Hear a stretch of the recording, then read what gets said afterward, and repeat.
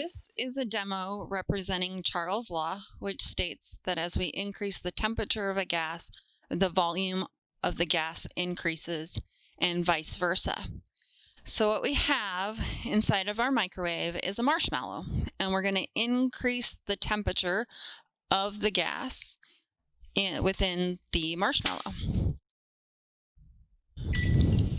So we're going to heat our marshmallow up for about 10 to 15 seconds. And as we increase the temperature of the gas inside the marshmallow, we can start to see that the volume of the gases expand within the marshmallow, causing it to balloon up. And as we can see that the temperature of the microwave is now decreasing, the gas volume has decreased, causing the marshmallow to now deflate.